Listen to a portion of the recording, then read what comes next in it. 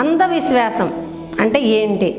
మనం ఎలా ఎవరిని విశ్వసిస్తున్నాం, ఏం చేస్తున్నాం? దీనికి ఒక అతను బట్టల వ్యాపారం చేసుకుంటూ ఉంటున్నాడు. కాస్త బట్టలు తీసుకొచ్చుకోవటము, చుట్టుపక్కల గ్రామాలన్నీ తిరిగి ఆ బట్టలు నమ్ముకుంటూ ఉంటాడు. అలా రోజు నడిచి నడిచి వెళ్ళటము, ఆ వ్యాపారం చేసుకొని రావటం. ఇలా తిరుగుతూ తిరుగుతూ ఒకరోజు ఒక గ్రామం నుంచి వస్తూ ఉండేటప్పటికి ఒక ఆయన బాగా వేసవికాలం బాగా వేడిగా ఉంది, అలసిపోయి ఆ దగ్గరగా ఒక చెట్టు కనపడితే అక్కడ కాసేపు విశ్రాంతి తీసుకుందామని ఆ చెట్టు దగ్గరికి వెళ్ళారనమాట. ఆ చెట్టు దగ్గరికి వెళ్ళేటప్పటికి ఆ చెట్టు కింద ఒక సమాధి ఉంది. ఆ సమాధి దగ్గర ఒక అతను కూర్చొని ఉన్నాడు. ఆ సమాధి పైన ఒక స్లాబ్ కూడా వేసి ఉంది. అలా వెళ్ళి అతను ఆ చెట్టు దగ్గర కూర్చొని చూస్తున్నారు. ఆ సమాధి దగ్గరికి వెళ్ళి కూర్చొని, ఇది ఏదో మహానుభావులు సమాధి అయ్యి ఉంటుంది, ఇతను కూడా కూర్చున్నాడు అని అనుకున్నారు. అక్కడికి వెళ్ళిన తర్వాత ఆ వేడిలో నుంచి ఆ చెట్టు నీడకి వెళ్ళేటప్పటికి అతనికి చాలా ప్రశాంతత అనిపించింది, మనసు ప్రశాంతంగా ఉంది. అలా కాసేపు కూర్చున్నారు అక్కడ, అస్వేద తీర్చుకొని మళ్ళా తను వెళ్ళిపోయారు. అలా మళ్ళీ రోజు బట్టలు తీసుకొని వెళ్ళటం, గ్రామం తిరిగి రావటం, ఆ వస్తూ అక్కడ ఆ రోజు కూర్చునేటప్పటికి ఆయనకి మనసు ప్రశాంతత అనిపించింది కదా, ఆ స్థలానికి వెళ్ళాలనిపించి బట్టలు అమ్ముకొని వెళ్ళేటప్పుడు మళ్ళీ ఆ స్థలానికి వస్తున్నాడు అనమాట. వచ్చి అక్కడ కాసేపు కూర్చుంటున్నారు. అలా రోజు రావటం ఆయనకి అలవాటైపోయింది. వచ్చి అక్కడికి ఏం చేస్తున్నారు ఆయన, ఆ చుట్టుపక్కల శుభ్రంగా చీపురు పెట్టి ఊడ్చేయటము, ఆ సమాధి పైన దులుపటము, 2 పుష్పాలు పెట్టడము, ఆ తర్వాత 2 అగరవత్తులు వెలిగించి కాసేపు ఒక అరగంట అక్కడ కూర్చొని వెళ్తూ ఉన్నారు తను పని చేసుకోవటానికి. ఇలా రోజు ఆ పనిలో ఉన్నారు కదా. కొంతకాలం తర్వాత ఏం జరిగింది, ఆ సమాధి దగ్గర ఉన్న వ్యక్తి ఇతనికి వ్యాపారికి ఒక గుర్రాన్ని ఇచ్చారు. నువ్వు రోజు ఇలా నడిచి చాలా శ్రమ పడుతున్నావు, ఈ గుర్రంతో గుర్రం మీద వేసుకొని మీ వ్యాపారం తిరగటానికి కష్టం లేకుండా చేసుకోవచ్చని ఒక గుర్రాన్ని ఇచ్చారనమాట.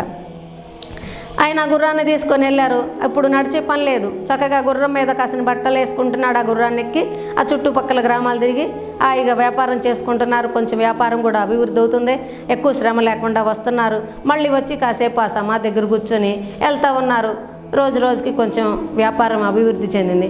ఇలా కొంతకాలం గడిచేటప్పటికి అనుకోకుండా ఆ ఇచ్చిన గుర్రానికి జబ్బు చేసి అది చచ్చిపోయింది. చనిపోయేటప్పటికి ఈ యొక్క వ్యాపారి చాలా బాధపడ్డారు.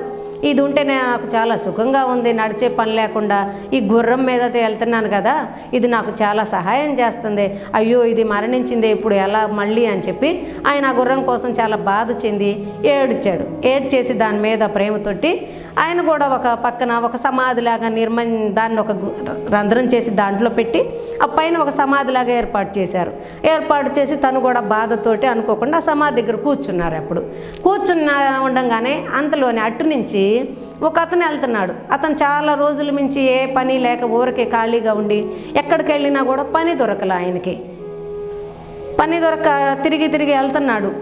ఈ రోజైనా ఏదైనా పని దొరికిద్దేమో, నాకు పని దొరికితే బాగుండు అని అనుకుంటా ఆ దారిని వెళ్తున్నారు. వెళ్ళేటప్పటికి సమాధి దగ్గర ఈయన కూర్చొని ఉండారు కదా, సమాధి చేసి దాన్ని ఇది చూశారు. ఈయన కూడా అక్కడికి వచ్చి వెళ్తున్నటువంటి మనిషి అక్కడికి వచ్చి చూసి, ఆహా ఈ ఏదో మహానుభావుల దయ్యి ఉంటుంది ఈ సమాధి అనుకొని ఆ సమాధి దగ్గరకు వచ్చి, కానీ ఈరోజు ఏదైనా పని దొరికితే నేను మీకు ఈ స్లాబ్ వేసేస్తాను పైన నీడగా ఉండటానికి మీ సమాధికి అనుకొని చెప్పారు. ఆయన అనుకొని వెళ్ళారు. ఆయన కర్మవశాత్తు ఆ రోజు పని దొరికింది. పని దొరికేటప్పటికి హ్యాపీగా వచ్చేసారు. ఇక్కడ నేను అనుకొని పోవటం వలన నాకు ఈ పని దొరికింది ఈరోజు అని చెప్పి దానికి కొంతకాలం తర్వాత స్లాబ్ వేసేసారు. స్లాబ్ వేసి అక్కడ అంత ప్రచారం చేసేసారనమాట. ఇది ఇక్కడికి వస్తే కోరిన కోరికలన్నీ తీరుస్తుంది, ఈ సమాధి మంచి సిద్ధ సమాధి, ఈ సమాధి సిద్ధ పురుషులది, ఈ సమాధి దగ్గర మనం ఏం కోరుకుంటే ఆ పనులన్నీ జరుగుతాయి అని చెప్పి ఈయన ఇలా ప్రచారం చేసేటప్పటికి ఆ చుట్టుపక్కల ఊర్లు జనం అంతా కూడా ఒక తిరణాల్లాగా ప్రతి వారు ఆ సమాధి దగ్గరకు రావటం మొదలుపెట్టారు. ఈ సమాధి దగ్గరకు వచ్చిన వాళ్ళు వారు కోరుకుంటున్నారు, ఏం జరుగుతున్నాయి, అక్కడికి వస్తే జరుగుతుంది అనుకుంటున్నారు, వారి కర్మానుసారం అది జరుగుతుంది. ఇక్కడికి వెళ్ళటం వల్ల మాకు అది జరిగిందని అక్కడ ఒకరికి తెలిస్తే ఒకరు అట్లా గ్రామాల నుంచింది, సిటీల నుంచింది మొత్తం జనం అక్కడికి తిరణాల్లాగా రావటం మొదలుపెట్టారు.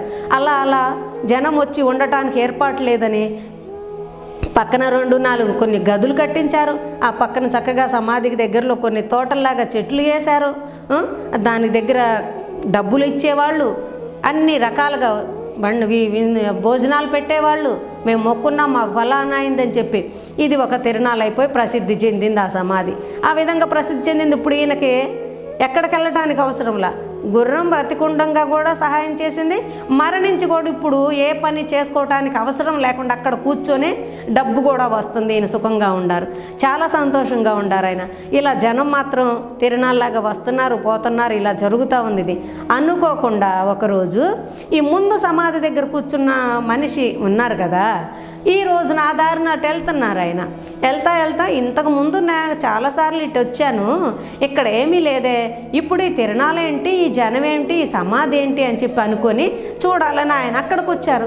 అక్కడికి వచ్చి లోపలికి వెళ్ళి చూస్తే ఈ సమాధి దగ్గర ఈ వ్యాపారిని గుర్తుపట్టారు. అరే వ్యాపారి కదా, గుర్రం ఇచ్చాను కదా ఈయనకి అనుకొని, ఏంటి అసలు ఏం జరుగుతుంది ఇక్కడ అని చెప్పి మెల్లగా వ్యాపారి దగ్గరికి వెళ్ళి అడిగారు.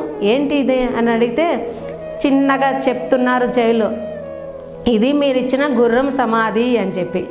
ఓహో అదా అని, ఇప్పుడు నీకు ఒక రహస్యం చెప్తాను వినమని ఆయన చెవిలో ఏం చెప్తున్నారు. ముందు సమాధి దీని అమ్మ సమాధి అని చెప్పారు ఆయన.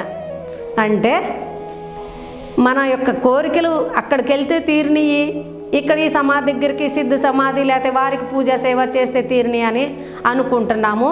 అక్కడ ఏముందో అని అసలు ఆలోచించాలి, అది ఎవరిదా ఏమిటా అనేటటువంటి విషయం కూడా అంధవిశ్వాసంగా మనకేదో మనకు కావలసిన కోరికలు తీరుతున్నాయని అక్కడికి వెళ్తున్నాం, అలా తీరిందని ప్రతి వారికి కూడా చెప్తున్నాం.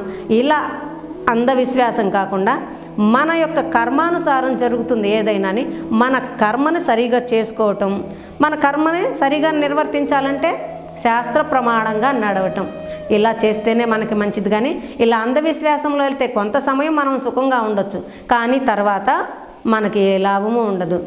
జై శ్రీరాధే.